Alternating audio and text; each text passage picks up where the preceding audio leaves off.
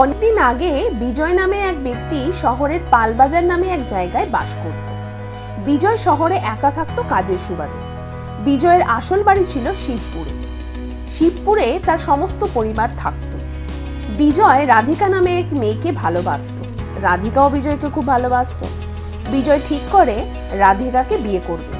একদিন বিজয় রাধিকাকে নিজের বাড়ি নিয়ে আসে। রাধিকা, আমি তোমাকে খুব ভালোবাসি, আমি তোমাকে বিয়ে করতে চাই। আমিও তোমাকে খুব ভালোবাসি, কিন্তু কি? দেখো, আমি চাই আমাদের বিয়েটা আমাদের পরিবারের মতে যেন হয়। আমার বাবা মাকে আমি তোমার বিষয়ে বলেছি, ওনারা কিন্তু এই বিয়েতে রাজি, কিন্তু ওনারা তোমার বাবা মায়ের সঙ্গে দেখা করে এই বিয়েটা ঠিক করতে চায়। কিন্তু আমার মা বাবা তোমাকে মেনে নেয়নি। কিন্তু কেন? আমার বাবা আমার জন্য অন্য একটি মেয়ে দেখে রেখেছে, কিন্তু আমি তোমাকে ছাড়া কাউকে বিয়ে করব না। আর আমার বাবাও ওই মেয়েকে ছাড়া অন্য কাউকে মেনে নেবে না। ঠিক আছে, কিন্তু তুমি তো তোমার পরিবার, বাবা মা, ভাই বোন কারোরই সম্বন্ধে কিছু বলনি। আমার বাবা হলেন শিবপুরের জমিদার বীরেন্দ্রনাথ মজুমদার, আর মা হলেন সন্ধ্যারানী মজুমদার। আর আমার কোনো ভাই বোন নেই। তুমি একদম চিন্তা করো না, দেখবে বিয়ের পর ঠিক ওরা আমাদের মেনে নেবে। ঠিক আছে, কিন্তু বিয়ের পর আমাকে অবশ্যই তুমি শিবপুরের বাড়ি নিয়ে যাবে। এরপর বিজয় রাধিকাকে বিয়ে করে ঘরে নিয়ে এলো এবং তারা সুখে আনন্দে দিন কাটাচ্ছিল। এর মধ্যে রাধিকা প্রায় বিজয়কে শিবপুরের বাড়িতে নিয়ে যাবার কথা বললেই বিজয় রাধিকাকে বলে এখনো বিজয়ের বাবা মা মেনে নেয়নি, তাই সে বাড়ি নিয়ে যেতে পারবে না। এইভাবে 1 বছর কেটে যাওয়ার পর রাধিকা সন্তান সম্ভবা হয়। তুমি তোমার বাবা মাকে জানিয়েছো যে তারা দাদু ঠাকুমা হতে চলেছে? হ্যাঁ। শুনে খুব খুশি হয়েছে বলো। তাহলে এবার আমরা শিবপুরের বাড়ি যাব। কি, যাব তো? না, তারা এখনো আমাদের মেনে নেয়নি, আর আমাদের সন্তানকেও মেনে নেবে না বলে দিয়েছে। আর তুমি এ বিষয়ে বারবার আমাকে বলবে না। এত নিষ্ঠুর কোনো বাবা মা হতে পারে? আমি নিজেই একদিন যাব শিবপুরে। এই বলে রাধিকা বিজয়কে কিছু না বলে ঠিকানা খুঁজতে খুঁজতে একদিন শিবপুরের বাড়িতে গিয়ে পৌঁছালো। কেউ আছে বাড়িতে? কে তুমি? কাকে চাই তোমার? আমার নাম রাধিকা। এটা বীরেন্দ্রনাথ মজুমদারের বাড়ি তো? হ্যাঁ, আমি ওনার স্ত্রী সন্ধ্যা মজুমদার। উনি কোথায়? উনি তো মারা গেছেন। সে কি, কবে? 2 বছর আগে। কিন্তু তোমার কি দরকার ওনার সঙ্গে? আমি ওনার বৌমা, আর উনি দাদু, আর আপনি ঠাকুমা হতে চলেছেন। সে কি, তুমি সঞ্জয়ের বউ? সঞ্জয়? কে সঞ্জয়?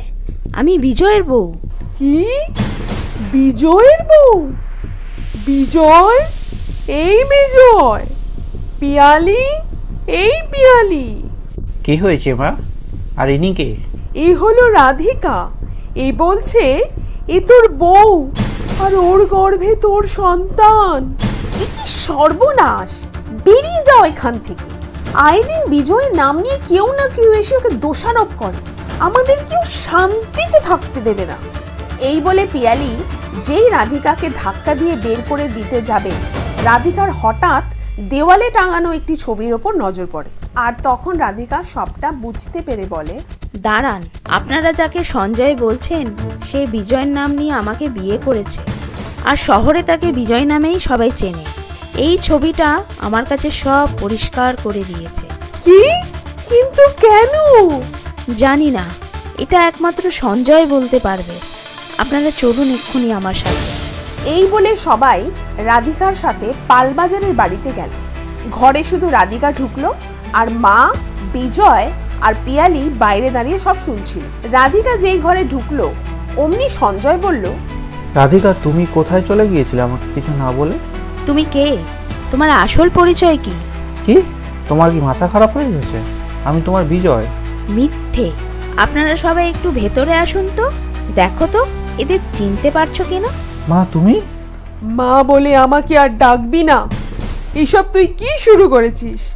এবার তো সত্যি কথাটা বলো সঞ্জয়, কেন তুমি এতদিন ধরে সবাইকে ঠকাচ্ছ?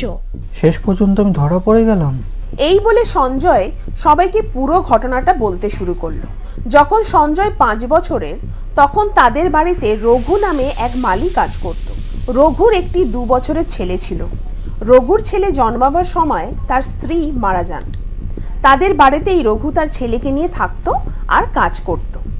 রঘু এক বিরাট অসুখে ভুগছিল। হঠাৎ একদিন রঘু মারা যায়।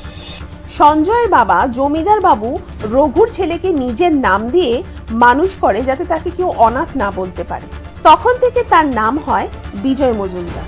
একদিকে বিজয় যেমন পড়াশোনায় তেমনি খেলাধুলায় সব দিক থেকে পারদর্শী, তেমনি অন্যদিকে সঞ্জয় আবার যেমনি সব দিকে খারাপ তেমনি খুব হিংসুটে। সঞ্জয় বিজয়কে একদম সহ্য করতে পারত না, কিন্তু বিজয় আবার সঞ্জয়কে দাদা হিসাবে খুব ভালোবাসত। এইভাবে সঞ্জয় ও বিজয় বড় হয়ে উঠল। সঞ্জয় ও বিজয় পিয়ালি নামে এক মেয়েকে ভালোবাসত, কিন্তু পিয়ালি বিজয়কে ভালোবাসত। হঠাৎ একদিন জমিদার বাবু মারা যান। কিছুদিন কেটে যাওয়ার পর সঞ্জয় ও বিজয়ের মা তাদেরকে ডেকে বিয়ের কথা বলে। এরপর দুজনেই ঠিক করে পিয়ালিকে মায়ের সাথে দেখা করাবে। কিন্তু সঞ্জয়ের কিছু বলার আগেই বিজয় পিয়ালিকে বাড়ি নিয়ে এসে মাকে বিয়ের কথা জানায়। মা তো খুব খুশি হয় এবং তাদের বিয়ে করিয়ে দেয়। আর এদিকে সঞ্জয় কাউকে কিছু না বলতে পেরে মনে মনে কষ্ট পায় আর বিশাল রাগ জন্মাতে থাকে। সঞ্জয় ঠিক করে সে বিজয়কে বরবাদ করে দেবে। তারপর সঞ্জয় মাকে শহরে চাকরি পাওয়ার কথা বলে শহরে বসবাস শুরু করে। শহরে বিজয়ের নাম নিয়ে বিভিন্ন ধরনের আজে বাজে কাজ করতে থাকে। বিভিন্ন অফিসে 2 নম্বরি করে আর অফিস আর বাসস্থান বারবার বদলাতে থাকে। কোথায় থাকে, কোন অফিসে কাজ করে সে সম্বন্ধে বাড়ির কাউকে সে জানায় না। কত লোক কতবার সঞ্জয়কে ধরবার জন্য বিজয়ের বাড়ি গেছে, কিন্তু কেউ কিছু বুঝতে না পেরে ধরতে পারেনি। আস্তে আস্তে বিজয় গ্রামে বদনাম হতে শুরু করে। সে তো বুঝলাম যে তুমি বিজয়ের কাছ থেকে বদলা নেওয়ার জন্য এইসব করেছো, কিন্তু আমাকে বিজয়ের নামে বিয়ে করেছো কেন? আমি প্রমাণ করতে চেয়েছিলাম বিজয়ের চরিত্র খারাপ, তুমি সন্তান সম্ভবা হবে, আর আমি তখন তোমাকে ছেড়ে পালিয়ে যেতাম। তুমি যেই আমার খোঁজে বাড়ি যেতে, পিয়ালিও সব শুনে বাপের বাড়ি চলে যেত বিজয়কে ছেড়ে। কিন্তু আমি সত্যি সত্যি তোমাকে ভালোবেসে ফেলেছি, তাই আর তোমাকে ছেড়ে যেতে পারলাম না। দাদা, তুমি আমাকে সত্যিটা বলতে পারতে, আমি পিয়ালিকে বিয়ে করতাম না। আমি তোমাকে খুব ভালোবাসি দাদা। জানি বিজয়, আমি তোকে ভুল বুঝেছি। আমাকে তোমরা সবাই ক্ষমা করে দাও, আর পারলে পুলিশের কাছে তুলে দাও। তুমি যে নিজের ভুলটা বুঝতে পেরেছো, এটাই যথেষ্ট। এরপর সঞ্জয় ও বিজয় দুজনেই মাকে জড়িয়ে ধরল। এরপর তারা সবাই শিবপুরের বাড়ি গেল এবং তারা সুখে আনন্দে একসাথে থাকতে শুরু করলো। কলকাতার বাসিন্দা সমরেশ ঘোষের বড় মেয়ে অপর্ণার যেমন রূপ আর ছোট মেয়ে ত্রিয়াশার তেমন গুণ। অপর্ণা সব সময় ত্রিয়াশাকে হিংসা করত, আর অন্যদিকে ত্রিয়াশা দিদিকে খুব ভালোবাসতো। অপর্ণা কলকাতার বড় ব্যবসায়ী দেবাংশু চ্যাটার্জি নামে একটি ছেলেকে ভালোবাসতো। একদিন দেবাংশু অপর্ণার সঙ্গে দেখা করতে আসে। অপর্ণা, অনেক দিন তো হলো আমাদের সম্পর্ক, এবার আমাদের বিয়ে করা উচিত। কিন্তু আমি এখন বিয়ে করতে পারবো না, এখন আমি নিজের ক্যারিয়ার নিয়ে ভাবতে চাই। যখনই তোমাকে বিয়ের কথা বলি তুমি আমাকে এড়িয়ে যাও কেন? এবার আমার মা বাবার কোনো কথা শুনতে চাইছে না। ঠিক আছে, আমাকে একটু সময় দাও, আমি ভাবনা চিন্তা করে তোমাকে জানাচ্ছি। এরপর অপর্ণা অনেক ভাবনা চিন্তা করে দুই পরিবারের চাপে বিয়েতে রাজি হয়ে যায়। দেখতে দেখতে বিয়ের দিন চলে আসে, কিন্তু বিয়ে বাড়িতে একটা হুলুস তুলুস পড়ে যায়, কারণ অপর্ণা বিয়ের মণ্ডপ ছেড়ে পালিয়েছে। এরপর সমরেশ বাবু দেবাংশুর কাছে গিয়ে 2 হাত জোর করে ক্ষমা চায় আর বলে, আমাকে তুমি ক্ষমা করে দাও বাবা। আপনি কেন ক্ষমা চাইছেন? দোষটা তো আমারই অপর্ণাকে বিশ্বাস করা উচিত হয়নি। আমি তোকে অনেক সময় দিয়েছিলাম, তাও এমনটা করলো। আমি তো কাউকে মুখ দেখাতে পারবো না বাবা, তোমাকে হাত জোর করে বলছি, তুমি এখান থেকে চলে যাও। না, আমি বউনা নিয়ে বাড়ি ফিরবো না। সে কি বাবা, আমি এখন অপর্ণাকে কোথা থেকে খুঁজে নিয়ে আসবো? কে বলেছে যে আমি অপর্ণাকে বিয়ে করব? ওকে আমি আর কোনোদিন মেনে নিতে পারবো না। আমি ত্রিয়াশার কথা বলছি। এই কথা শোনার পর প্রথমে সমরেশবাবু রাজি না হলেও পরে দুই পরিবারের সম্মানের কথা ভেবে বিয়েতে রাজি হয়ে যায়।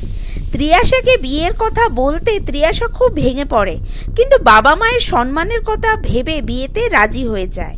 তারপর দেবাংশু ত্রিয়াশাকে বিয়ে করে ঘরে নিয়ে আসে।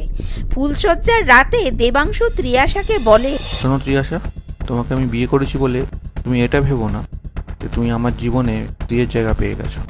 আর হ্যাঁ, আমি তোমার সাথে একই ছাদের তলায় থাকলেও একই ঘরে থাকতে পারবো না, তাই আজ থেকে তুমি পাশের স্টোর রুমে থাকবে। ত্রিয়াশা আর কোনো কথা না বলে ঘর থেকে মন খারাপ করে বেরিয়ে স্টোর রুমে চলে যায়। পরের দিন থেকে ত্রিয়াশার সঙ্গে দেবাংশু খুব খারাপ ব্যবহার করতে শুরু করে। ত্রিয়াশা ঘরের এক কোণায় পড়ে থাকতো। ত্রিয়াশার সঙ্গে দেবাংশু কোনো কথা বলতো না, ত্রিয়াশার রান্না করা খাবার খেত না। এইভাবে অনেক দিন কেটে যাওয়ার পর দেবাংশু হঠাৎ একদিন খুব অসুস্থ হয়ে পড়ে আর বিছানা সজ্জা হয়ে যায়। ত্রিয়াশা থাকতে না পেরে দেবাংশুর ঘরে ঢোকে আর তা দেখে দেবাংশু বলে, তোমাকে আমি বলেছি না যে আমার ঘরে ঢুকবে না? আমি আপনার বউ হিসাবে না, একজন মানুষ হিসাবে আপনার ঘরে ঢুকেছি। আপনি সুস্থ হয়ে গেলেই আমি আর এই ঘরে ঢুকবো না। এরপর কিছুদিন ত্রিয়াশা সেবা যত্ন করে দেবাংশুকে সুস্থ করে তোলে আর তা দেখে দেবাংশুর মন গলে যায়। দেবাংশু ত্রিয়াশার সঙ্গে ভালো ব্যবহার করা শুরু করে। কিছুদিন বেশ ভালোই কাটছিল তাদের। এমন সময় একদিন দেবাংশু বাড়ি ছিল না। হঠাৎ অপর্ণা বাড়িতে আসে আর ত্রিয়াশা তার দিদিকে দেখে বলে, দিদি তুই এখানে? বোন, আমাকে একটু তোর বাড়িতে জায়গা দিবি? দেখ, আমি ওই বাড়িতে গিয়েছিলাম, বাবা আমাকে ঘরে ঢুকতে দেয়নি। আমি এখন কোথায় যাব বল? আমার যে তুই ছাড়া আর কেউ নেই। তুই জানিস তোর জন্য আমাদের সবার কত অপমান হয়েছে। আর আমার কথা তো বাদই দে। থাক, তোকে আর কিছু বলতে হবে না, আমাকে বাবা সবটা বলেছে। আচ্ছা দিদি, তুই বিয়ের মণ্ডপ থেকে পালিয়ে গিয়েছিলিস কেন? তুই তো জানিস আমার মডেল হওয়ার খুব ইচ্ছা ছিল, তাই আমি অনেক বড় বড় অ্যাড এজেন্সিতে অ্যাপ্লাই করেছিলাম। ঠিক আমার বিয়ের দিন বম্বের এক বড় অ্যাড এজেন্সি থেকে কল এসেছিল। ওরা আমাকে বলেছিল পরের দিনই কোম্পানি জয়েন করতে হবে। আর কোম্পানির একটা রুল ছিল যে আমি কন্ট্রাক্ট সাইন করলেই যতদিন কোম্পানিতে থাকবো আমি বিয়ে করতে পারবো না। সে তো বুঝলাম, কিন্তু দিদি তুই দেবাংশুকে তো একবার জানাতে পারতিস, ও নিশ্চয়ই বুঝতো ব্যাপারটা। আরে আমি কলটা পাওয়ার পর দেবাংশুকেই আগে ফোন করেছিলাম ব্যাপারটা জানানোর জন্য, কিন্তু ও ফোনটা ধরেনি। আর কোম্পানি আমাকে আধ ঘন্টা সময় দিয়েছিল, তাই আমার কিছু করার ছিল না। কিন্তু তুই যখন এত ভালো জায়গায় কাজ পেয়েছিলিস, তাহলে বম্বে থেকে চলে এলি কেন? প্রথম দিকে আমার বেশ ভালোই চলছিল, তারপর হঠাৎ কোম্পানি থেকে আমাকে বের করে দেয়, বলে আমার নাকি অ্যাটিটিউড প্রবলেম। তারপর আমি অনেক জায়গাতে চেষ্টা করেছিলাম, কিন্তু কেউ কাজ দিচ্ছিল না। আমার কাছে যা টাকা পয়সা ছিল শেষ হয়ে গিয়েছিল। আমার পক্ষে আর বম্বে থাকা সম্ভব হচ্ছিল না। দিদি তুই সব সময় না শুধু নিজের কথাই ভেবে গেলি। তোর জন্য কতগুলো লোকের সম্মান নষ্ট হয়েছে বলতো। দেখ বোন, তুই আমাকে এভাবে বলিস না। আমাকে কিছুদিন তোর বাড়িতে একটু জায়গা দে। আমি একটা কাজ পেয়ে গেলে আমি চলে যাব এখান থেকে। ত্রিয়াশা কিছু বলতেই যাবে এমন সময় দেবাংশু চলে আসে আর অপর্ণাকে দেখে রেগে যায় এবং কিছু না বলে নিজের ঘরে চলে যায়। তারপর ত্রিয়াশা দেবাংশুকে গিয়ে সমস্ত ঘটনা জানায়। অপর্ণা, ত্রিয়াশা ও দেবাংশু একসাথে থাকতে শুরু করে। যত দিন যাচ্ছিল দেবাংশু ও ত্রিয়াশাকে একসাথে দেখে অপর্ণার খুব হিংসা হচ্ছিল। এমন সময় একদিন হঠাৎ রাতের বেলায় অপর্ণা দেবাংশুর ঘরে ঢোকে। দেবাংশু অপর্ণাকে দেখে চমকে গিয়ে রেগে বলে, তুমি এই ঘরে কি করছো? আমার ঘুম আসছিল না, তাই বলে তুমি কোন সাহসে আমার ঘরে ঢুকেছো? দেখো দেবাংশু, আমি জানি তুমি আজও আমাকে খুব ভালোবাসো। তুমি যা করছো আর যা করেছো আমার ওপরে রাগ করে করেছো। তুমি এক্ষুনি আমার ঘর থেকে বেরো, আমি তোমার কোনো কথা শুনতে চাই না। প্লিজ তুমি আমাকে এভাবে দূরে সরিয়ে দিও না, আমাকে ক্ষমা করে দাও। তারপর দেবাংশু অপর্ণার কোনো কথা না শুনে হাত ধরে নিজের ঘরের বাইরে অপর্ণাকে যেই বের করে দেবে সেই সময় ত্রিয়াশা দুজনকে একসাথে দেখে ফেলে, কিন্তু কিছু বলে না। পরের দিন যখন দেবাংশু বাড়ি ছিল না, তখন ত্রিয়াশা অপর্ণাকে বলে, দিদি তুই কাল রাতে দেবাংশুর ঘরে কি করছিলিস? সেটা আমি তোকে কেন বলবো? দিদি তুই ভুলে যাস না, দেবাংশু আমার স্বামী। তো তাতে কি হয়েছে? দেখ ত্রিয়াশা, দেবাংশু শুধু আমাকে ভালোবাসতো আর আমাকেই ভালোবাসে।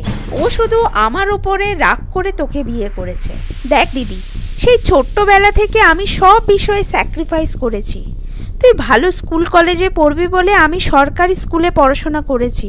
তুই ভালো মন্দ খেতিস বলে আমাকে খারাপ খেতে হতো। তুই সব সময় দামি জামা দামি জিনিস ব্যবহার করে এসেছিস, আমি কিচ্ছু বলিনি, কিন্তু দয়া করে আজ আমার স্বামীটাকে ছেড়ে দে। তুই যে এত স্বামী স্বামী করছিস, তোদের মধ্যে আদৌ কি স্বামী স্ত্রীর সম্পর্ক আছে?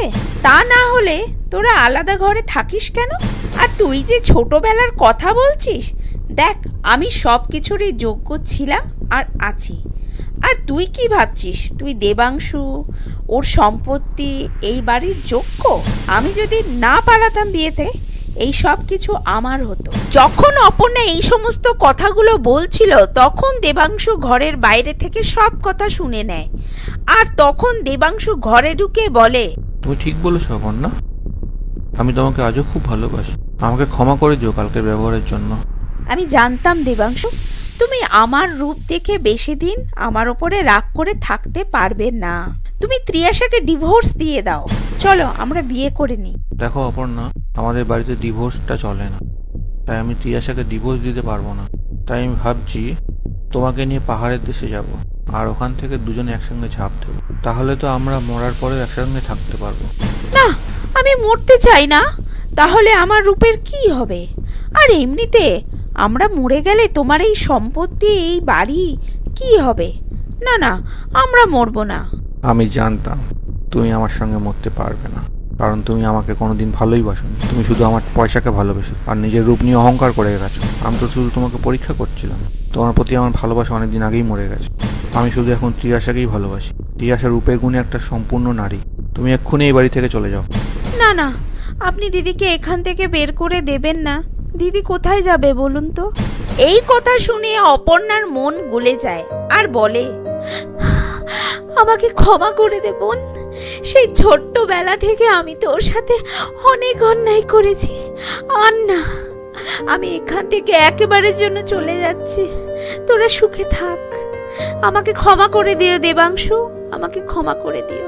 এরপর অপর্ণা ওখান থেকে একেবারের জন্য চলে যায় আর দেবাংশু ও ত্রিয়াশা সুখে সংসার করে।